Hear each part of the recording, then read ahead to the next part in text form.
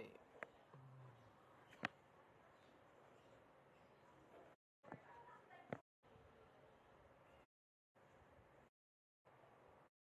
Di itu ya banyak hal, bahkan pendidikan teman-teman yang masih sekolah gitu ya, apa ada PJJ ya, pakai Zoom, entah pakai Google Meet kayak gitu, pembelajaran jarak jauh. Kemudian sholat di masjid ya, buat yang cowok nih sholat di masjid juga tetap pakai protokol kesehatan yang biasanya kita rapat-rapat gitu ya, tapi ini enggak gitu ya, harus jauh-jauhan. Maka itu kan sebuah kebiasaan yang baru. Maka kalau yang kecil-kecil aja itu berubah, apalagi hal-hal yang besar, misal ya dunia kerja, kemudian ya tantangan zaman juga berubah gitu ya, nggak sama seperti zaman dulu. Nah, termasuk pemuda gitu. Nah, apalagi pemuda ini tulang punggungnya sebuah negara, masa depan ya, kunci masa depan sebuah negara ini adanya di pemuda. Ya, gimana jalannya Indonesia ke depan itu tangannya dari pemuda sekarang. Ya, bagaimana seorang pemuda itu bisa menjawab tantangan perubahan zaman. Nah, belajarnya dari mana? Ya, belajarnya itu jangan salah belajar. Ya, jangan salah ngambil hikmah, jangan salah ngambil pelajaran. Ambil pelajaran dari generasi terbaik yang pernah ada di umat Islam ini gitu ya. Bukan dari Avenger gitu ya, bukan dari K-pop gitu ya, bukan dari mana-mana, tapi dari pemuda yang hidup di zaman terbaik, di generasi terbaik, yaitu di mana di zaman Nabi, di mana mentor-mentornya atau guru-gurunya, di mana gurunya itu adalah Nabi langsung gitu ya. Nah, itu adalah zaman terbaik. Nah, itu kenapa kita adakan ya materi diskusi online hari ini. Nah, sambil nunggu ini dari tadi ya, ada beberapa peserta yang udah bergabung gitu ya. Gak disebutin deh. Gak disebutin.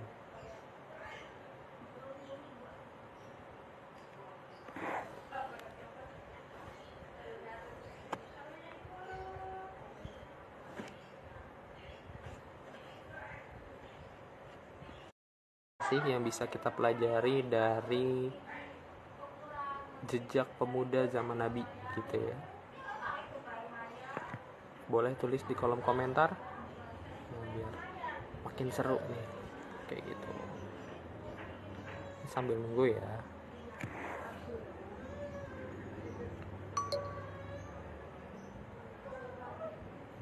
Yuk, sambil nunggu juga dikabarin teman-temannya untuk segera join, segera gabung di diskusi online kali ini. Diskusi itu kayak hujan ya. Diskusi itu kayak hujan. Makin banyak yang ikut diskusi makin seru ya. Kan gak seru kalau hujan datangnya cuma sekali, cuman satu rintik doang, itu gak seru ya. Satu rintik, dua rintik udah gak hujan, itu gak seru.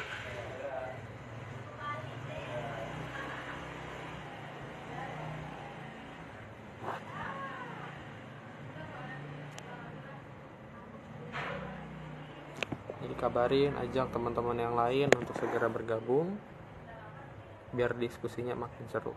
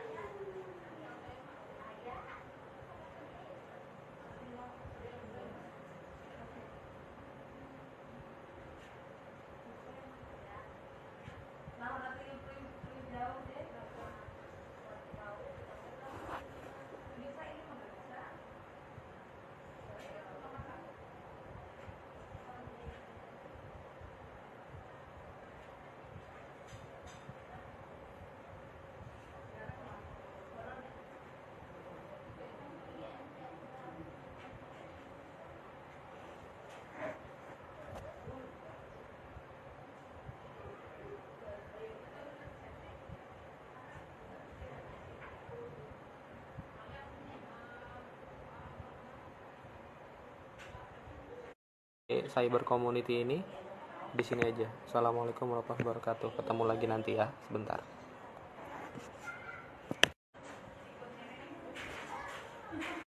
Founder @jalan bareng, yaitu tadi saya sedikit bacakan terkait CV atau ya biodata pemateri. Nah, mungkin langsung aja kita bergabung dengan Ustadz Zaki Ahmad Rifai. Ya, kita tunggu.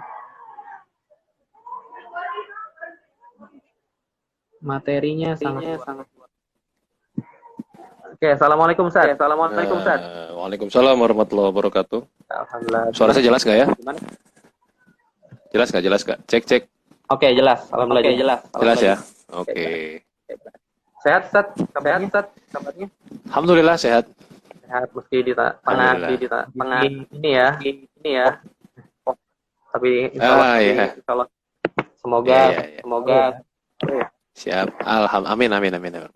Oke, Ustaz. Kita langsung aja kali ya. Boleh. Kita nanti dari panitia yang sudah disiapkan. Oke. Nanti kita talk show aja. Ya. Dibacain ulang aja ya. Tadi saya lupa soalnya. Siap.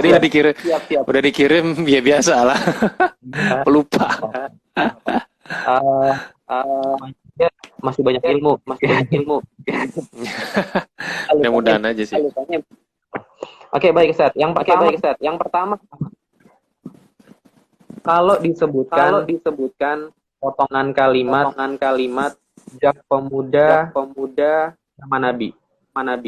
Apa yang muncul kali di Oke, ya. Bismillahirrahmanirrahim. Terima kasih buat teman-teman dari Cyber Community dulu ya. Jadi apa nih? Cendekiawan apa? Cendekiawan muda bersukaria apa? Bersukaria. Berdaya guna ya apa ya kalau nggak salah ya. Ya.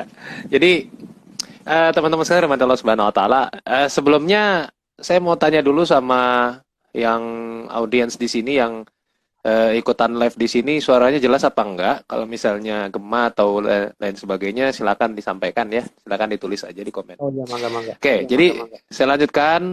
Kalau misalnya ngomongin tentang pemuda di zaman Rasul itu ya beda dengan pemuda zaman sekarang. Karena suaranya gema. Terus gimana nih caranya biar nggak gema nih? Suara saya kayaknya yang gema. Gitu ya. Kalau suara antum kayaknya putus-putus kalau di saya. Oh gitu. Jelas Kak, itu ada yang bilang jelas. Jelas ya, mungkin karena bareng ya. Kalau bareng jadi gema emang. Oke, berarti kita harus harus harmonis ya. Oke, baik. Ya, oke, terima kasih ya. Jadi intinya berbeda. Kenapa berbeda? Karena kondisinya juga sangat berbeda. Artinya kalau misalnya kita sekarang ini ada yang namanya sekolah, sekolah formal ya, 12 tahun, wajib sekolah 12 tahun, wajib pendidikan 12 tahun. Lalu kemudian juga ada yang namanya ijazah begitu ya. Dan ijazah ini sebenarnya bukan hal yang nggak penting, ini penting gitu. Dan di masa keemasan Islam bahkan ijazah ini diperkenalkan di masa keemasan Islam ya. Makanya ada yang namanya syahadah. Syahadah itu artinya persaksian, artinya persaksian atau bukti bahwa dia itu sudah mengkaji sebuah ilmu. Jadi ijazah itu juga penting dan ini juga termasuk dalam produk kejayaan Islam. Jadi kalau di zaman Nabi, orang yang sudah akil baligh maka dia dianggap sudah dewasa. Jadi tidak ada dalam Islam itu, kalau misalnya teman-teman mau cek, tidak ada yang namanya fase remaja. Jadi dalam Islam itu hanya kemudian lahir dia sebagai bayi, kemudian anak-anak. Setelah anak-anak, ketika dia mengalami ihtilam atau dalam bahasa kita mimpi basah, dia bisa dikatakan sebagai orang yang sudah baligh. Nah, akil baligh berarti akalnya sudah sampai, kemudian secara fisik juga sudah sampai. Nah, bisa jadi secara fisik sudah sampai tapi akal belum sampai, ya. Atau bisa jadi juga sebaliknya, ya. Sebagaimana dulu Imam Asy-Syafi'i itu pernah ngisi pengajian, ngisi majelis itu dia tidak berpuasa karena dia belum wajib. Jadi bisa jadi akal sudah sampai tapi fisik belum sampai atau sebaliknya. Dan bisa jadi langsung dua-duanya, akil dan baligh. Nah, ini semua bisa kita lihat dari bagaimana kemudian seseorang itu membedakan antara yang baik dan yang tidak baik, yang benar dan tidak benar, gitu ya. Kalau misalnya kita tanya, Dek, kalau misalnya pacaran itu baik atau enggak, gitu. Kemudian kalau misalnya ada yang mengatakan pacaran itu baik, Mas, ya, sebagai sarana untuk menyalurkan rasa cinta kita, misalnya seperti itu. Ini bisa jadi dia orang yang sudah balik secara fisik, tapi belum tentu balik secara akal. Karena apa? Karena dia tidak tahu bahwa ada bahaya-bahaya tertentu yang kemudian akan diterima seseorang ketika dia berpacaran. Nah, sehingga ketika orang sudah akil balik, ya, itu dia sudah dianggap sebagai orang yang mapan atau mandiri. Ya, mapannya bukan dalam harta, tapi secara pikiran dan secara fisik. Maka di zaman Rasul SAW, setiap orang yang akil balik itu nggak jadi tanggungan orang tua lagi. Hmm. Itulah mengapa teman-teman sekalian yang perlu dipahami bahwa anak yatim, ya anak yatim piatu itu sebetulnya dia berhenti jadi yatim, ya, ketika dia sudah memasuki fase akil balik. Nah, jadi kalau misalnya saya tuh sering banget ya kalau misalkan ada orang yang minta doa gitu ya, Ustadz doain ya saya biar gini gini gini. Doain anak yatim itu ini loh gitu. Atau menyantuni anak yatim itu pahalanya besar loh gitu ya. Eh, yang pertama, gue udah tahu, mau selalu ajarin. Yang kedua, yang ngomong kayak gitu itu udah tua gitu ya, udah jenggotan, udah kumisan ya. Ketika saya tanya, emang umur antum berapa, umur ente berapa? Ya umurnya 20 gitu ya. Ini bukan yatim piatu lagi. Kalau udah 20 itu udah dia seharusnya udah nggak termasuk yatim piatu. Tapi permasalahannya adalah terlepas dari kesalahan apapun yang terjadi di negara ini, memang sistem itu membuat kita jadi tidak bisa menjadi manusia yang mandiri ketika sudah mencapai usia akil balik. Padahal sebetulnya kita sudah pantas untuk dikatakan sebagai manusia yang mandiri atau manusia yang tidak perlu lagi pengampuan gitu kan. Pengampuan tuh ya berarti dijaga gitu ya. Nah, jadi di zaman Rasul kayak gimana ya? Rasul sendiri umur belasan tahun itu dia sudah berdagang gitu kan, sudah bahkan kalau teman-teman perhatikan gitu kan, Rasul SAW itu diberikan, bukan diberikan. Jadi Rasul itu bersepakat dengan pamannya, yaitu namanya Abbas bin Abdul Muthalib, untuk mengasuh anak-anak dari Abu Thalib. Jadi Abu Thalib itu miskin banget, meskipun dia terhormat di kalangan kaum Quraisy saat itu, tapi Abu Thalib itu miskin banget, bersahaja banget lah hidupnya. Jadi secara harta dia nggak punya. Maka kemudian anaknya Abu Thalib itu, Ja'far, itu diasuh oleh Abbas bin Abdul Muthalib. Ya, pamannya Rasul yang usianya nggak terlalu jauh sama Rasul. Bahkan ada yang mengatakan usianya cuma terpaut 1 tahun, atau ada yang mengatakan bahwa usianya itu sama di tahun yang sama, lahir di tahun yang sama. Terus kemudian Ali bin Abi Thalib radhiyallahu anhu itu diasuh oleh Nabi, ya. Jadi kalau misal teman-teman tanya, loh, Ali itu kan anaknya Abu Thalib, sedangkan Abu Thalib adalah orang yang menjaga Nabi, gitu ya. Kenapa kemudian Ali lebih banyak ikutin Nabi? Karena Ali bin Abi Thalib itu memang diasuh oleh Nabi sejak masa kecilnya. Jadi Nabi yang saat itu usianya masih dikatakan masih sangat muda ya, kalau di usia kita. Karena kalau teman-teman ingat, Nabi itu kan menikah usia berapa sih? 25 tahun. Itu kan hitungan Hijriah. Kalau hitungan Masehi, Nabi itu nikah usia 23,5 tahun. Ya. Ya, jadi ya siapa yang umurnya udah lewat 23 belum kawin-kawin ya, segera diruqyah ya. Jadi umur 25 itu hitungan Hijriah itu ya. Jadi hitungan Masehinya itu 23 tahun, 23,5 lah. Jadi kalau saya menyelisih sunnah karena saya menikahnya umur 22. Menyelisih sunnah ya. Nggak nyunah gitu. Nyunahnya umur 23. Ya, tapi ya wis lah. Pokoknya gimana caranya supaya teman-teman tidak lumutan lah seperti itu ya dalam menanti masa-masa jomblonya itu. Oke.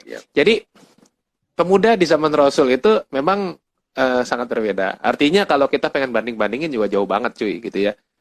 Ketika misalnya saya nulis posting tentang quarter life crisis ala Rasulullah, ya, yang nggak ada, ya, karena di zaman Rasul itu umur 25 udah ketuaan, gitu. Umur 25 itu sudah usia yang bisa dikatakan harusnya kamu sudah menyunatin anak, gitu ya. Anakmu harusnya sudah besar dan sudah dikhitan seperti itu.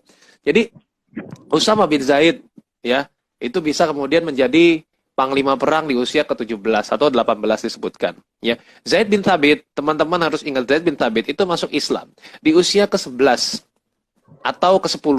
Walau alam, yang jelas masuk Islam di usia seperti itu. Dan ketika Zaid bin Thabit mau masuk Islam, jadi kan ceritanya ibunya Zaid ini sudah masuk Islam lewat tangannya Mus'ab bin Umair radhiyallahu an, ya. Jadi ketika Mus'ab datang ke Yathrib, ke Madinah, itu keluarganya Zaid bin Thabit, bapaknya walau alam saya tidak tahu termasuk atau tidak, karena bapaknya Zaid bin Thabit itu, ya Thabit ya nama bapaknya Zaid bin Thabit ya, karena anaknya Zaid bin Thabit. Jadi bapaknya itu sudah wafat di perang Bu'at. Perang Bu'at itu adalah perang yang mempertemukan antara orang Aus dan Khazraj, ya. Artinya dua orang ini kan yang kemudian jadi Ansor nanti. Dua suku. Nah, jadi ibunya Zaid itu sudah masuk Islam. Kemudian ketika Zaid bin Thabit ingin ketika masuk usia akil baligh itu, ya, dipertemukan. Jadi ibunya tuh nganterin Zaid bin Thabit ke Rasul, gitu kan? Nganterin, wahai Rasul, ini anak saya namanya Zaid. Dia masih kecil, tapi dia sudah menghafal beberapa surat dalam Al-Qur'an. Ngeri banget. Itu Quran belum selesai turun. Iya, Ya. udah. Berarti Iya, Quran udah. itu ketika Rasul datang berarti kan Al-Quran masih fase Makkiyah. Jadi Al-Quran itu masih turunnya masih ya surat-surat Makkiyah, cek aja di Quran. Surat Makkiyah tuh surat apa aja sih? Surat-surat yang tegas gitu, ayat-ayatnya tegas. Jadi sudah hafal surat-surat itu di usia yang sangat muda. Kemudian ketika menyampaikan kepada Rasul, ya Rasul kagum dengan Zaid, tapi ketika itu Zaid pengen ikut perang. Dia sama Rasul nggak boleh. Zaid, kamu tuh masih kecil, mendingan kamu jagain ibu kamu aja dulu, kayak gitu. Jadi ini usia segitu ya, usia yang sangat muda. Ya kalau bahasanya kalau kita mungkin usia segitu masih SD, ya. Masih SD, masih sangat sangat muda gitu kan. Tapi pun sekarang ya anak-anak SD udah pada pacaran, udah pada abi umi gitu ya. Saya juga nggak habis pikir. Ini dapat dari mana ajarannya gitu. Makanya nih ya teman-teman mungkin di mana-mana yang berjuang, yang berdakwah ya dari media apapun ya, coba untuk bisa meluruskan bahwa seharusnya di usia seperti mereka tuh ikutin Zaid bin Thabit. Kayak Zaid bin Thabit itu hafalannya bagus, tulisannya bagus, dan juga penguasaan bahasanya bagus. Kita ya kalau kita tuh belajar bahasa Inggris berapa tahun Mas kira-kira Mas? 12. Tahu Mas Nopal ya? Total. 12 tahun. 12 tahun itu SD sampai SMA. TK nggak usah dihitung lah. Nanti kuliah dapat lagi bahasa Inggris nggak? Dapat lagi kan? Dapat lagi. Kira-kira nguasain bahasa Inggris nggak? Saya enggak. Nah, kita butuh kursus lagi, butuh kursus untuk bisa menguasai bahasa Inggris. Dan tentu saja ini menjadi satu apa ya? Kalau kita timbang-timbang, gue buang-buang waktu banget gitu. Selama ini bertahun-tahun belajar satu bidang aja, nggak kelar-kelar, nggak pinter-pinter gitu ya. Artinya coba deh, teman-teman yang pintar matematika dari SD sampai kemudian SMA, itu kan, lalu lulus dari SMA. Taruhlah teman-teman dapat di jurusan yang paling diminati di Indonesia ini. Salah satunya misalnya hubungan internasional, UI gitu, HI, UI. Kira-kira belajar lagi nggak tuh sin-kostan, aljabar, algoritma? Kayaknya enggak ya kayaknya ya. Jadi artinya ada fase di mana kita membuang-buang waktu, menghabiskan waktu untuk sesuatu yang sebetulnya bukan nggak penting. Saya nggak bilang nggak penting, bukan nggak berfungsi. Saya nggak bilang seperti itu. Tapi kita memaksa diri kita untuk menekuni sesuatu yang katakanlah itu tidak menjadikan kita berproses. Artinya kita itu mungkin dengan kita belajar matematika, walaupun kita nggak suka, kita jadi disiplin. Kita jadi bisa mempelajari sesuatu yang nggak kita sukai. Oke, it's okay. Tapi permasalahannya adalah lalu nggak butuh. Nah, setelah itu, ya setelah kita misalnya sudah menguasai itu, terus kemudian kita kuliah di jurusan yang tidak ada kaitannya dengan matematika, fisika dan kimia seperti itu. Ya terus buat apa? Ya, maka kemudian akan lupa sendiri gitu kan. Jangankan pelajaran, itu Quran aja yang begitu sakral dan mulia, kalau kita nggak murojaah, bakalan lupa. Nah, makanya kembali lagi ke tadi bagaimana sih pemuda-pemuda di zaman Nabi Shallallahu Alaihi Wasallam, ya memang tentu saja berbeda. Artinya kalau kita pengen membanding-bandingkan sangat tidak bijak. Tapi ya yang jelas kita harus menjadikan patokan, gitu loh. Jadi zaman Nabi itu zaman yang terbaik, maka kita patokannya ke situ. Mungkin kita nggak bakal sama, tapi setidak-tidaknya ada beberapa hal yang bisa kita pelajari dari situ. Daripada kita belajar dari film misalnya kayak gitu, atau belajar dari misalnya kehidupan orang yang nggak jelas gitu kan. Ya jelas kita mending ikutin kehidupannya orang-orang soleh, gitu. Para sahabat Nabi ini kan orang-orang yang soleh, dan ketika kita mengikuti mereka ya insya Allah nggak ada ruginya, karena mengikuti Nabi dan para sahabat itu adalah termasuk dalam amalan yang dicintai oleh Allah Subhanahu wa Ta'ala. Gitu. Oke, baik Ustaz. Nyambung. Tadi dari Ustaz mengatakan pertama beda. Udah ya. Kemudian nggak bisa dibandingkan.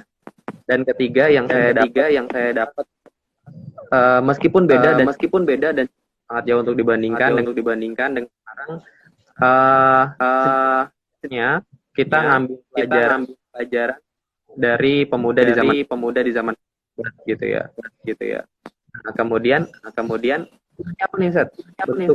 Bentuk pelajaran apa yang bisa kita gitu untuk jam apa tuh? Oke. Yang pertama pasti adalah semangat juang ya. Semangat juang pemuda di zaman Rasul itu ya nggak ada tandingannya, karena mereka itu rela, bukan cuma mati gitu ya. Mereka rela menderita gitu ya untuk kemudian membantu atau mendukung dakwahnya Rasul. Lalu kemudian selain semangat juang yang tinggi, ada semangat belajar. Karena teman-teman sekalian ingat bahwa pemuda atau sahabat-sahabat Nabi itu semuanya rata. Artinya di setiap mereka itu punya keahlian masing-masing. Karena Nabi Shallallahu Alaihi Wasallam itu adalah orang yang mampu membaca potensi orang yang ada di sekitarnya. Jadi ketika Nabi menemukan orang, oh ini jago nulis, oh ini jago begini, oh hafalannya bagus, oh ini jago perang, oh ini kalau ini nggak ada kebiasaan lainnya selain berantem gitu misalnya. Oh ini nggak ada kebiasaan lain selain mabok gitu misalnya. Maka Nabi akan bisa menempatkan orang-orang seperti itu menjadi orang yang lebih bermanfaat. Ya teman-teman perlu tahu bahwa Ali bin Abi Thalib itu adalah orang yang hobinya perang, ya. Jadi kalau kalian hobinya mancing gitu ya, hobinya main PUBG, hobi futsal, Ali itu hobinya perang gitu. Jadi satu kali Ali bin Abi Thalib itu ketika duel itu ya, dia untuk duel itu nggak level gitu. Karena Ali itu terbiasa untuk misalnya satu orang melawan 2 atau 3 orang gitu ya. Itu Ali. Ya. Dan Ali itu sampai menjuluki dirinya dengan kunyah Abu Harb, bapak perang, bapaknya perang. Terus kemudian sama Rasul ditegur, nggak boleh kayak gitu. Ya, nama yang tidak baik untuk dipakai sebagai namanya orang Islam itu adalah Harb, ya, perang, dan Muron. Ya, Muron itu pahit. Ya, jadi dalam bahasa apapun. Jadi kalau misalnya teman-teman tertarik untuk misalnya teman-teman tertarik untuk memberikan nama buat anaknya bernuansa itu, meskipun pakai bahasa yang lain, misalnya bahasa Inggris, misalnya Muhammad Battle gitu misalnya, gitu. Battle atau Muhammad War gitu ya, itu nggak boleh ya, sama Rasul itu dilarang. Oleh para ulama memakruhkan, bahkan ada yang mengharamkan juga. Atau pahit dalam bahasa apapun itu nggak boleh digunakan sebagai nama. Nah, kita kembali lagi ke bagaimana motivasi yang harus kita ambil. Semangat belajar itu ya perlu kita ambil, karena tadi Zaid bin Thabit aja ketika sama Rasul ditanya ya, Zaid, kamu kan adalah orang yang menangani surat menyurat saya, tapi saya tuh nggak menguasai bahasanya orang Yahudi. Kamu bisa nggak menguasai bahasanya orang Yahudi? Kata Zaid, saya juga nggak menguasai Rasul. Tapi kalau kamu belajar bisa nggak? Bisa. Berapa lama? 15 hari lah. Ya, 15 hari. Nggak nyampe, seminggu. Ya. Zaid bin Thabit mempelajari bahasa itu, kemudian dia menguasainya, kemudian dia bisa berbicara, dan dia bisa menuliskannya dalam sebuah surat. Surat itu kan pasti lebih lebih baku dan lebih terstruktur rapi bahasanya. Gak lama kemudian Rasul juga meminta Zaid bin Thabit untuk mempelajari bahasa Suryani. Bahasa Suryani itu bahasanya orang-orang Suriah yang kuno. Kenapa? Karena kalau dulu orang Yahudi, kata Nabi, orang Yahudi itu suka nipu gitu. Makanya saya harus pelajari bahasa dia. Tapi ya kamu aja yang belajar. Zaid bin Thabit itu juga disuruh belajar sama Rasul untuk belajar bahasa Suryani.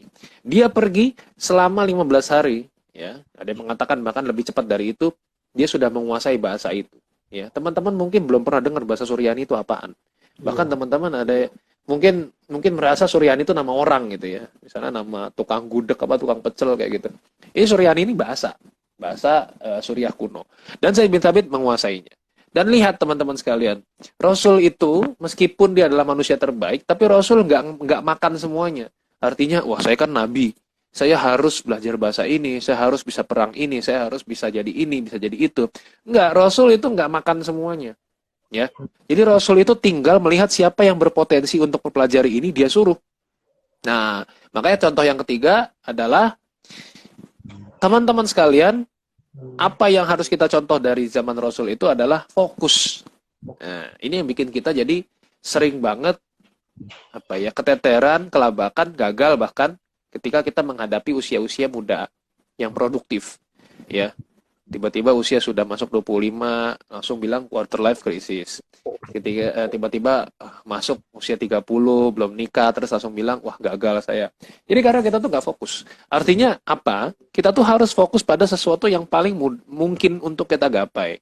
Kalau teman-teman masuk ke sebuah jurusan, ya, masuk ke semester 3, teman-teman merasa sulit sekali, terus merasa salah jurusan, teman-teman harusnya flashback. Mungkin bukan salah jurusan, tapi kamu yang salah niat. Ya. Karena banyak yang seperti itu kan. Masuk kuliah tahun pertama. Senangnya bukan main euforia kan, ikut ospek misal seperti itu. Terus kemudian bertekad, pokoknya saya masuk kampus ini saya harus lulus cepat waktu dan harus lulus cepat waktu, ya kan? Dengan nilai terbaik. Pokoknya saya harus cum laude, lulus cepat waktu dan cum laude. Nah, seperti itu.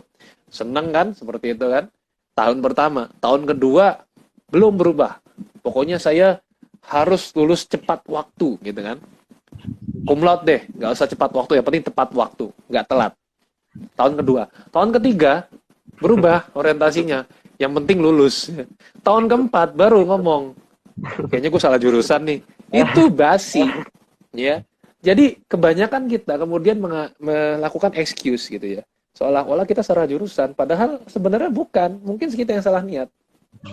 Artinya, ketika Anda sudah menentukan, saya mau lulus usia sekian, ya, Anda sudah harus punya life mapping ya gitu. Artinya, gimana cara saya lulus dari situ tidak menjadi manusia yang kosong.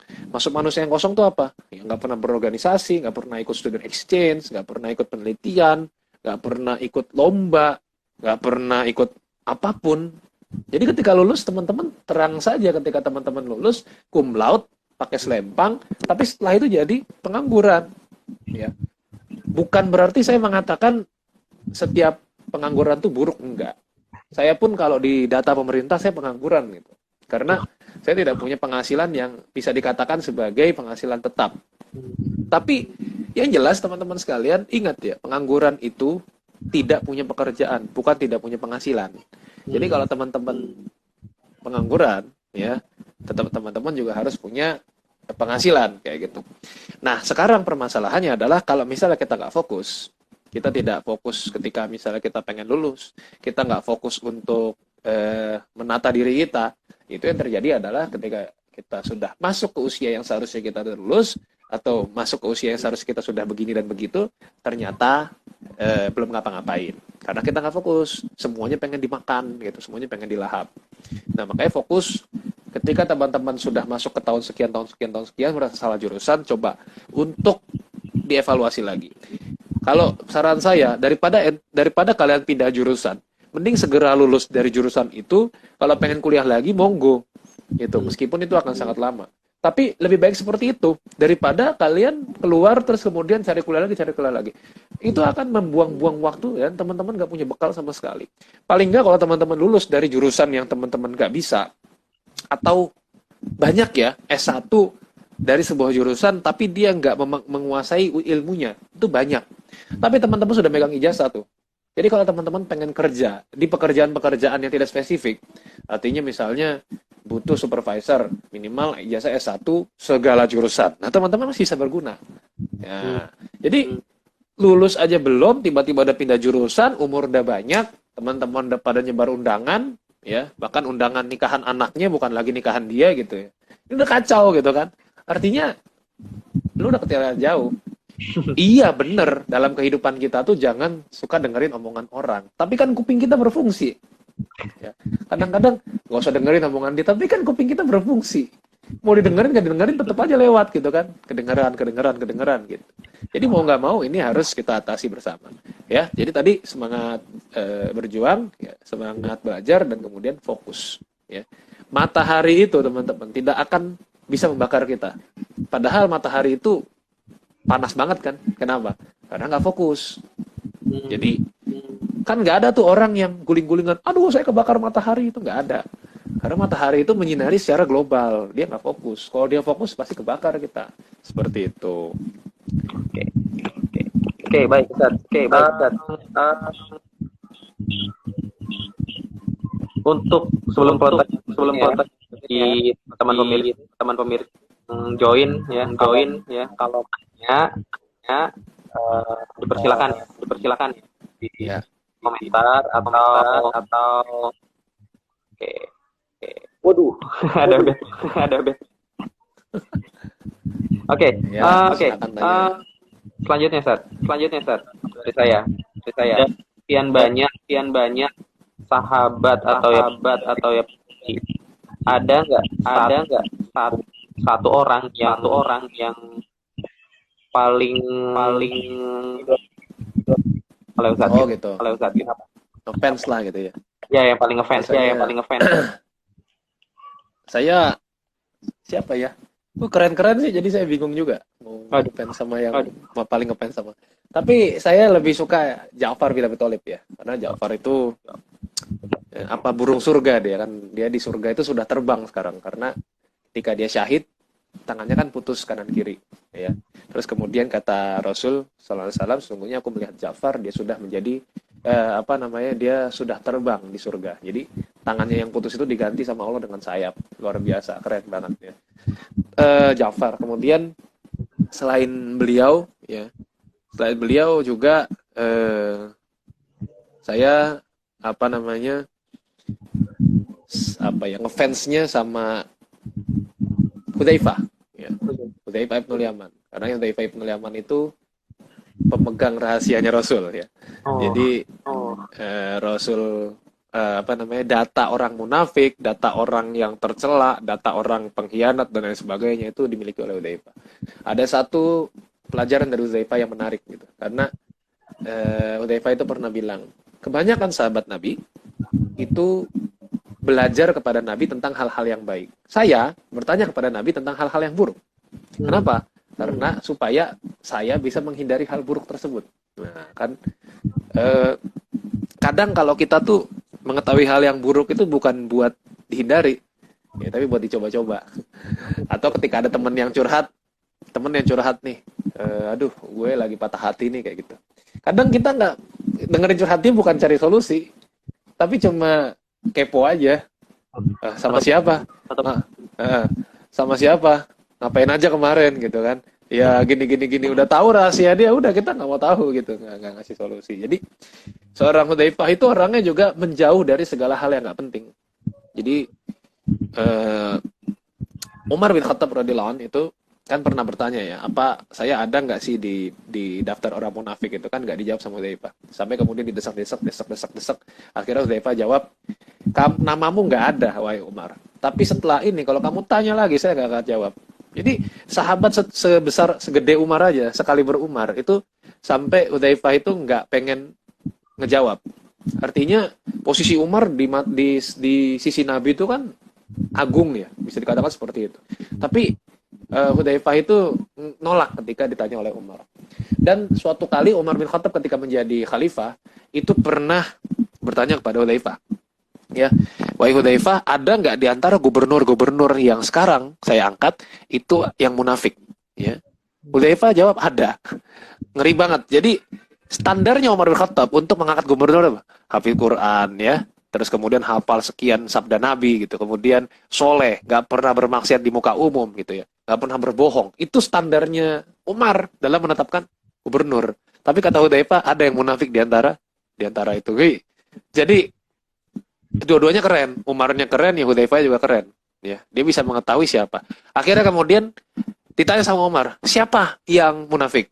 Ya, sama Hudzaifah, enggak, saya nggak mau jawab. Karena ini bisa tersebar kemana-mana. Akhirnya Umar cari tahu sendiri ya. Karena Umar itu memang kedekatannya dengan Allah luar biasa, maka kemudian Allah mungkin menunjukkan gitu ya kepada Umar siapa yang munafik. Nggak lama setelah itu ada satu gubernur yang dicopot tanpa diketahui alasannya apa. Nah, seperti itu. Jadi itu sih dua sahabat ya yang baik, saya sebenarnya semuanya saya seneng gitu, cuma ada dua sahabat yang di situ saya mempelajari banyak hal gitu. Oke, ini ada pertanyaan nih, Ustaz. Ya. Minta tolong diberikan contoh pemudi-pemudi yang berperan Waduh, dalam Wahabiyah. pemudi banyak ya, pemudi banyak sekali. Hafsah binti Umar bin Khattab radhiyallahu an, ya. Terus kemudian Aisyah binti Abu Bakar, ya. Ini pemudi semua nih, walaupun mereka istrinya Rasul. Lalu ada Asma binti Abu Bakar, juga anaknya Abu Bakar. Terus lalu juga ada Atiqah, ya. Atiqah itu adalah istri para syuhada, gitu disebutkan seperti itu. Karena setelah menikah dengan Abdullah bin Abu Bakar, ya, itu juga setelah wafatnya suaminya, kemudian menikah dengan beberapa sahabat yang itu syuhada, yang kemudian syahid di medan perang. Dan banyak lagi ya. Artinya tidak terbatas. Misalnya memang sih agak apa ya, teman-teman harus menggalinya secara lebih dalam kalau misalnya pengen cari tentang pemudi. Karena saya pun bukannya saya tidak mengetahui nama-nama sahabiah, tapi takutnya gimana ya? Takutnya saya tuh salah sebut karena saya tidak tahu umur-umur mereka gitu. Umur-umur misalnya kayak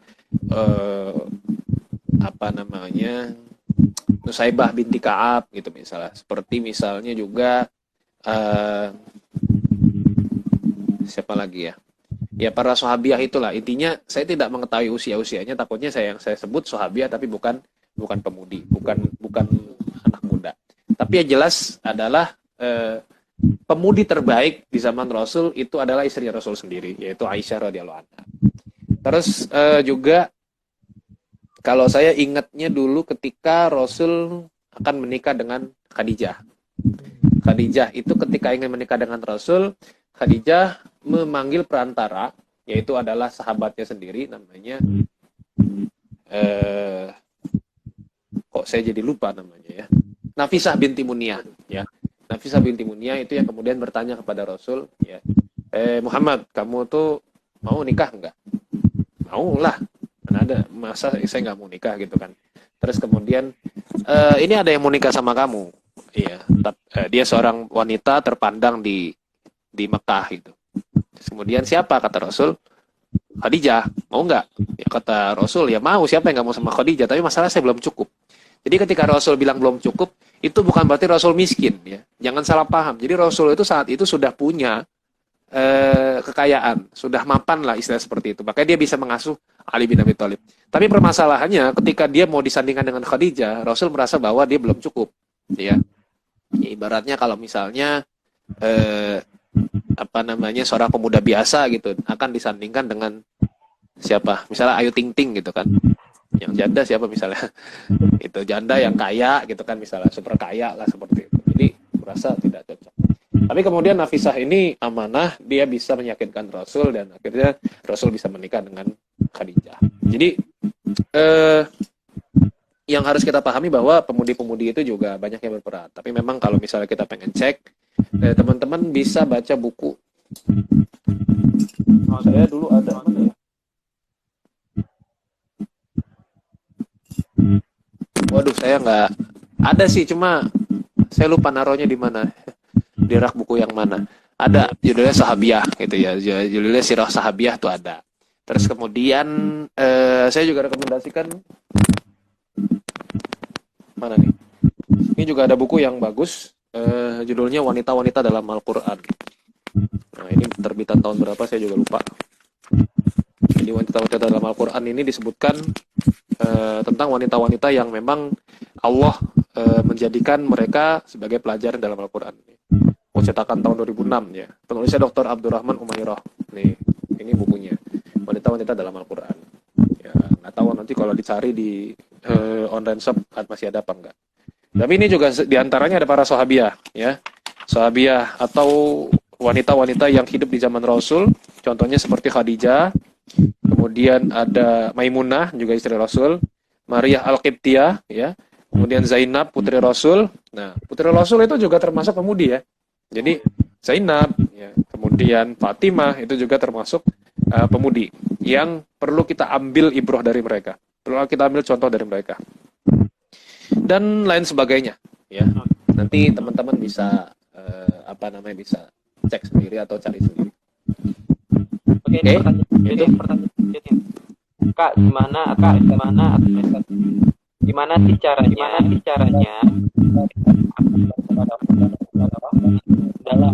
dalam bakar nyawa. Oke.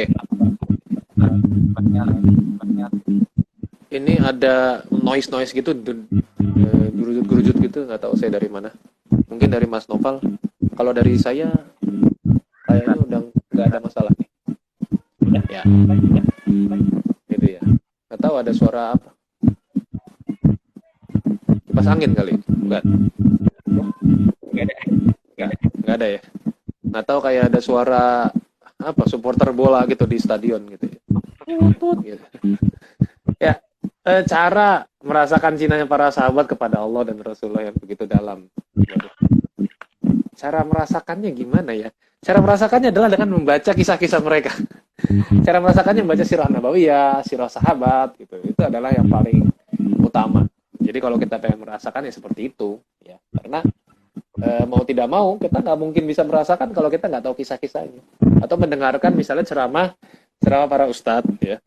Kalau saya alhamdulillah ngisi tentang sahabat itu kan rutin di Teras Dakwah. Ya, nanti teman-teman cek aja IG-nya atau di YouTube-nya Teras Dakwah. Saya rutin ngisi tentang sirah sahabat ya setiap bulan sekali ya. Setiap Rabu pertama. Jadi saya ngisi di sana. Nah, jadi teman-teman nggak usah misalnya Ustadz diupdate kan podcastnya bahas sirah gitu ya. Saya nggak bahas sirah di podcast gitu ya. Saya masih menghargai majelis ilmu bahwa kalau memang pengen ceritain tentang orang yang mulia, ya kita juga harus menceritakannya di tempat yang dimuliakan, karena majelis ilmu itu kan dimuliakan. Seperti itu. Itu. Oke, baik. Jadi intinya baca sirahnya gitu. Iya. Dikaji tentang sirah. Oke, belum ada lagi nih pertanyaan. Ya, kalau cuma ngasih imot doang, jempol doang, jempol sama dadah gitu kan. Oke, baik. Kalau dari saya pertanyaan. Boleh.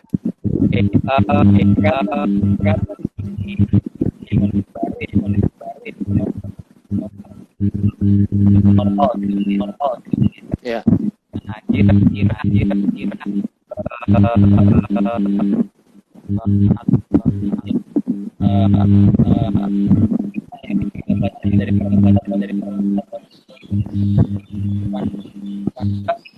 Sorry, agak kurang jelas. Belum bisa mengindra saya.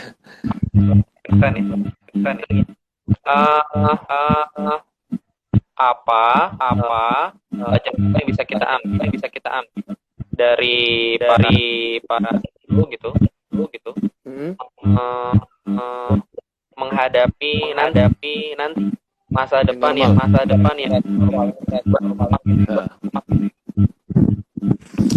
jadi memang gini ya, para sahabat itu ya tentu saja kita nggak tahu dulu pernah ada new normal atau tidak. Tapi yang jelas para sahabat itu kan pasti menghadapi new normal itu ketika terutama keluarganya, ketika mereka pergi berjihad. Karena ketika pergi berjihad itu serba tidak pasti. Ini suami gue pulang apa enggak gitu. Ini bakalan pulang dalam keadaan hidup atau dalam keadaan mati atau mayatnya aja yang pulang gitu.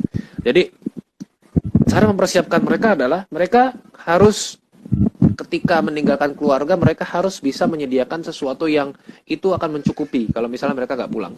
Jadi kayak misalnya ketika Abdurrahman bin Auf radhiyallahu an itu menyumbang sekian banyak harta yang kalau jumlahkan itu jumlahnya sampai ratusan ratusan miliar rupiah. Itu untuk satu kali perang saja. Kemudian Umar bin Khattab radhiyallahu an itu berbisik kepada Nabi, ya. Wahai Rasul, itu kayaknya Ibnu Auf itu menghabiskan seluruh hartanya. Terus kemudian Nabi bertanya kepada Abdurrahman bin Auf, ya. Wahai Ibnu Auf, apakah engkau jangan lupa untuk menyisakan hartamu untuk keluarga. Terus kemudian kata Abdurrahman bin Auf, wahai Rasul, sesungguhnya yang saya sediakan untuk keluarga saya itu lebih baik daripada ini. Jadi udah ratusan yang dikeluarin, ternyata yang disediain sama buat keluarganya itu jauh lebih baik. Berarti begitu banyak hartanya saat itu. Jadi kalau bahasa sekarang itu Abdurrahman bin Auf itu ini ya, dia itu pemilik 50% aset di Jakarta. Ya, seperti itu. Jadi makanya di Madinah itu rata-rata aset itu punya Abdurrahman bin Auf. Nah, jadi kita bisa melihat bahwa ternyata persiapan para sahabat ketika menghadapi new normal gitu ya, atau menghadapi kehidupan yang berbeda dari sebelumnya, itu dia sudah mempersiapkannya dengan baik. Nah, untuk kita sekarang para milenial, yang pertama yang pertama harus menghadapi atau harus memikirkan hal-hal yang tidak terprediksi. Makanya setiap teman-teman kalau punya penghasilan atau punya uang jajan itu harus disisihkan, jangan dihabisin banget sampai nol. Terus kemudian yang kedua, biasakan sedekah, ya. Karena sedekah itu kan memudahkan orang. Ya, ini hadisnya sahih, ketika kita memudahkan urusan orang, maka Allah akan memudahkan urusan kita. Nah, itu hubungan timbal balik. Jadi pasti terjadi. Terus kemudian yang ketiga, kalau bisa jangan punya utang. Kan kalau yang sekarang misalnya teman-teman yang kredit, saya bahas yang kredit syariah aja ya, nggak usah kredit yang konven. Kredit syariah kan ya halal lah, sudah dibolehkan oleh MUI gitu.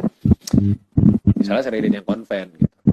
Tadinya mungkin sudah dihitung-hitung secara keuangan, secara di-manage, ini memungkinkan penghasilan saya sekian, saya bisa hidup dan untuk melunasi cicilan. Tapi ternyata ketika ada wabah seperti ini, kolaps semua kan, gitu kan. Jadi perekonomian mati carut-marut, kita jadi nggak bisa ngapa-ngapain. Nah, lain hal kalau misalnya kita nggak punya utang. Gitu. Kalau kita nggak punya utang, kita setidaknya bisa survive penghasilan kita untuk kita sendiri. Jadi nggak ada lagi yang kemudian jadi tanggungan setiap bulan. Nah, seperti itu. Makanya kita memang secara hidup itu setidak-tidaknya kalau pengen menjadi orang yang bisa survive gitu ya, jangan kebanyakan ngutang. Kalau nggak butuh-butuh amat ya nggak usah gitu kan. Jadi kalau cuma buat gaya ya mendingan nanti aja dulu. Tapi kalau memang benar-benar butuh, misalnya buat anak sekolah atau misalnya buat keperluan mobilitas gitu ya, yang penting apa yang kita lakukan ada transaksi yang halal. Karena segala yang halal itu insya Allah akan mendatangkan berkah, dan segala yang tidak halal akan mendatangkan musibah. Jadi itu sih persiapan yang perlu kita lakukan ketika kita pengen menghadapi new normal. Oke, pertanyaan terakhir nih. Ada nggak buku tiroh? Nah, kalau ke toko buku bingung. Itulah hebatnya. Jadi kalau teman-teman pengen belajar sejarah, teman-teman harus siap dengan segala keruwetan yang akan teman-teman hadapi. Karena sejarah itu nggak bisa dibaca sekali, ya. Teman-teman harus membaca berkali-kali. Makanya kalau sirah Nabawiyah, saya membaca satu Sirah Ibnu Ishaq. Kemudian saya membaca Sirah Ibnu Hisham. Lalu ada lagi sirahnya Syekh Safiur Rahman Al-Mubarakpuri, judulnya Ar-Rahiqul Maktum. Kemudian juga ada sirahnya Ramadan Al-Buti. Kemudian yang terakhir yang saya baca ini sirah yang mungkin kalau teman-teman ngikutin live saya sama Edgar Hamas, itu saya pernah nunjukin ini. Ini sirah Nabawiyah juga, karangan Abul Hasan Ali Al-Hasani An-Nadwi. Terus kemudian ada lagi sirahnya Profesor Dr. Muhammad Ali As-Salabi. Saya belum pernah baca kalau itu. Jadi, yang mana yang paling recommended? Semuanya harus kamu baca kalau pengen mendalami sirah. Tapi kalau pengen baca satu aja biar nggak pusing, teman-teman cukup baca Rahiqul Maktumnya Syekh Sofi Rahman Al-Mubarakfuri yang sudah sebetulnya saya tebel Rahiqul Maktum itu. Tapi kalau yang saya rekomendasikan buat teman-teman itu yang terbitan Al-Kautsar, pustaka Al-Kautsar itu lebih tipis tapi memang masih tebel ya. Judulnya Sirah Nabawiyah aja gitu. Jadi sudah diterjemahkan ke dalam bahasa Indonesia.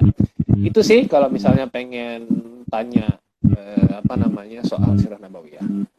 Gitu. Oke, baik. Mungkin kita sudah pada penghujung ya. Ya. Mungkin kalau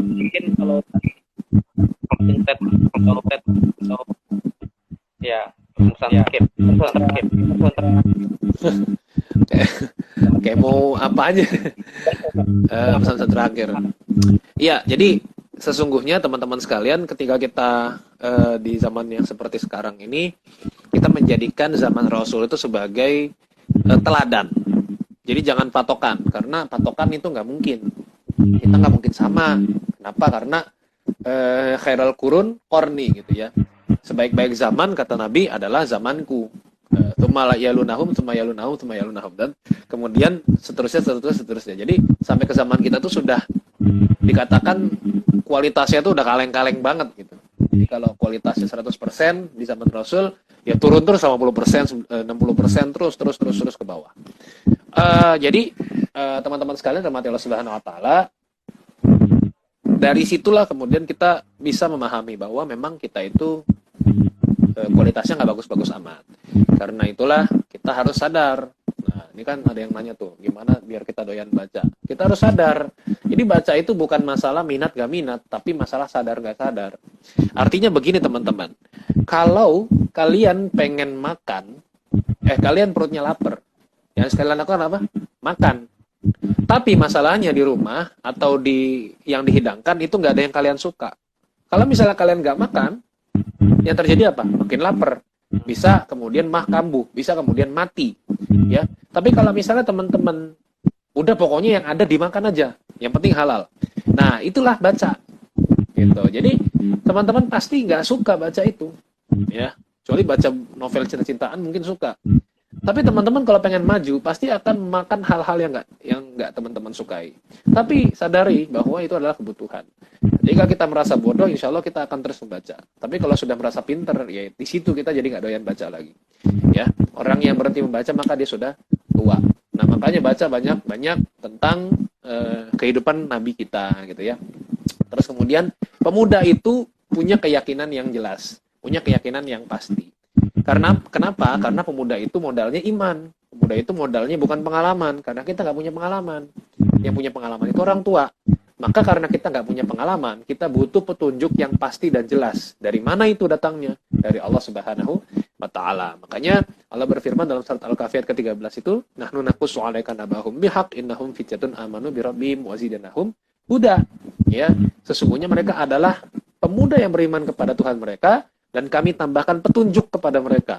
Nah, jadi petunjuk ekstra ini khusus buat pemuda beriman. Tidak diberikan kepada orang tua. Seperti itu. Terus kemudian berkontribusi. Sebagaimana dulu Qarnain, ya, yang pindah kemana-mana itu berkontribusi kepada setiap tempat yang dia singgahi. Dan terakhir, ya, yang pasti sebagai pemuda kita harus banyak jalan-jalan. Ya. Jadi kenapa? Ya karena jalan-jalan itu membuat kita itu jadi lebih bisa membuka pikiran kita. Oh, Bekasi panas ya. Kalian akan tahu bahwa Bekasi itu panas banget kalau misalnya kalian sudah jalan-jalan. Oh, ternyata di kota ini nggak terlalu panas. Oh, ternyata memang di dunia ini paling panas Bekasi misalnya kayak gitu. Tapi kalau misalnya kalian nggak pernah jalan-jalan, kalian akan mengatakan enggak kok Bekasi sejuk kok kayak gitu.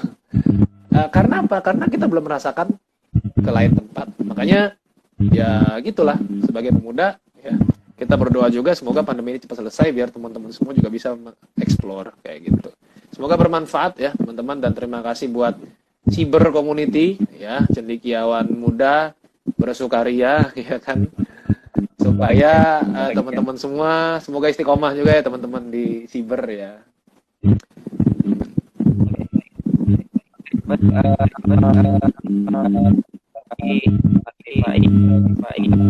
Menemani diskusi online dan sore hari ini mungkin insya Allah nanti semoga kita bisa ketemu lagi kan jangan online Ya, dan mari kita doakan hidupnya diberikan kemudian hidupnya sehingga bisa sharing ilmu yang bermanfaat amin. nih saya Ya. Oke, baik terima kasih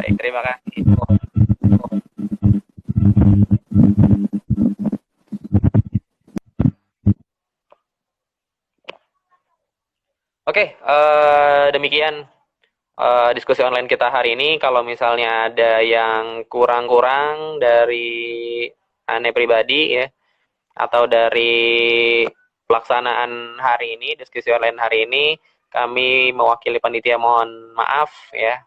Kalau misalnya ada kurang-kurang, insya Allah nanti jadi bahan perbaikan buat kedepannya. Oke. Terima kasih buat Ustadz Zaki yang telah berdiskusi, menemani diskusi kita pada sore hari ini, dan terima kasih buat teman-teman juga, buat teman-teman semua yang udah pantengin kita dari awal ya. Semoga kita semua baik Ustadz, kemudian kita semua, jelas banget mukanya ya Allah. Ya semoga kita semua terus diberikan kesehatan meskipun di tengah pandemi ini, kemudian terus dikasih ya, dipenuhi dengan keberkahan di setiap langkah kita, di setiap nafas kita, dan diberikan keistiqomahan di jalan kebaikan ini. Amin amin ya robbal alamin. Kami mewakili segenap kru yang bertugas mohon undur diri. Ya, wabillahi taufiq wal hidayah. Oh ya, belum baca doa kafaratul majelis ya. Subhanakallahumma bihamdika asyhadu an la ilaha illa anta astaghfiruka wa atubu ilaik. Wabillahi taufiq wal hidayah. Assalamualaikum warahmatullahi wabarakatuh.